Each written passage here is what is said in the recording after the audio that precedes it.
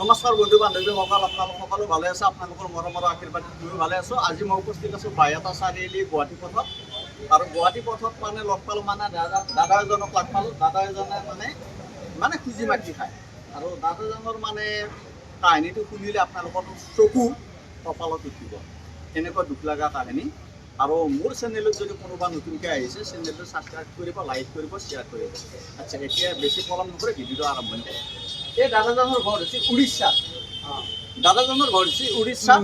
লগতে দাদাজনে থাকে ডুমিনিচিকি। ডুমিনিচিকিত থাকি দাদাজনে ভেটাত কাম কৰে। ভেটাত কেইবছৰ কাম কৰিলে? 2000 চনৰ পৰা দাদা মানে ভেটাত কাম কৰি আছে। মানে ভেটাত য'ত মানে কি মেচিন আছে, মানে মেচিনত মছলা দিবৰ কাৰণে দাদাই মানে এই ভেটাৰ মেচিনৰ ওপৰত উঠিছিল। মেচিনৰ ওপৰত উঠোৱা অৱস্থাত দাদাৰ মানে ভৰি এখন পিছলি যায়।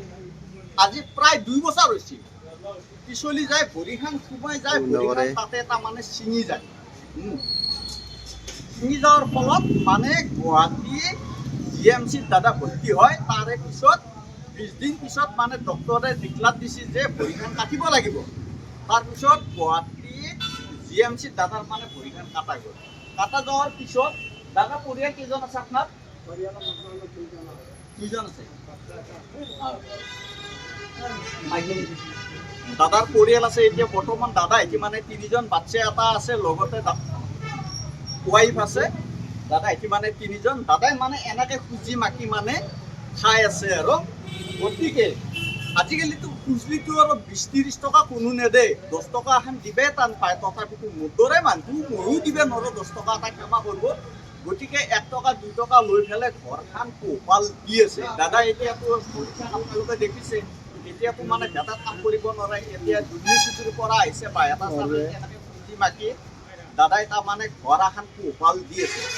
দাদা নমস্কাৰ। দাদা আপোনাৰ কেনেকৈ কি হ'ল আপুনি অকণমান ক'ব, অকণমান খালি জোৰকৈ ক'ব।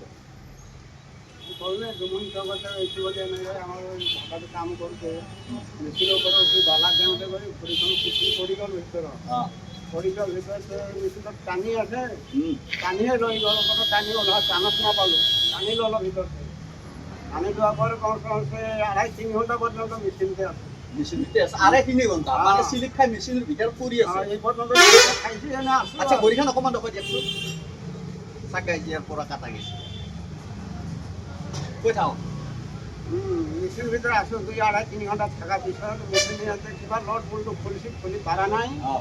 বিষয়তে গিরিং মেশিনে আনছি, মেশিনে আনি আকৌ কাটি তারপরে ওলাই লগানো দাদা অলপ জলদি কৰ, মোৰ কাম আছে, মই ইমান টাইম ৰখিব নোৱাৰোঁ। মেডিকেলতে যোৱা পৰে আৰু বহুত কথা কৈছিল মালিকে, যি হ'ল হ'ল আৰু মনটো কৰিব নালাগে, যি হৈ গ'ল এটা হৈ গ'ল। আর 10 লাখ টাকা দিয়ে এটা কিবা এটা খবর করে দিই। 10 লাখ টকা কোনে কৈছে? ভেটাৰ মালিকে ভেটাৰ মালিকে মানে 10 লাখ টকা দিব। আর 10 লাখ টাকার এটা আর 10 লাখ সঞ্চয় করে দিই। আর চিন্তা না করি যি হলো হয়ে গেল, আর কি করা যায়। কেন বিচার করি মেডিকেল খরচা কিনতেই সেই এটা আশা দেই করি যে পর্যন্ত রক্তি আমাকে দিয়া নাই নাই সপ্তাহ মূরে সপ্তাহ ভিতরে খোরাকি পয়সাটা খাবার কারণে পয়সাটা দিয়ে চিন্তা পরিবার 90 পয়সা কিনি। এতিয়া দাদা যিয়ে নহওক আপুনি চৰকাৰক কি বুলি আহ্বান জনাব? চৰকাৰক গাইজ, মোৰ ফালৰ পৰা মই চৰকাৰক আহ্বান জনাইছোঁ, আমাৰ অসমৰ মুখ্যমন্ত্ৰী হেমন্ত মামা। এই পৰিয়ালটোক দেখি চাই পেলাই যাতে আমাৰ মুখ্যমন্ত্ৰী হেমন্ত মামা এই দৰিদ্ৰ পৰিয়ালটোক অকণমান যাতে সহায় কৰে, তাৰে বাবে ধন্যবাদ। ঠিক আছে দাদা, ধন্যবাদ।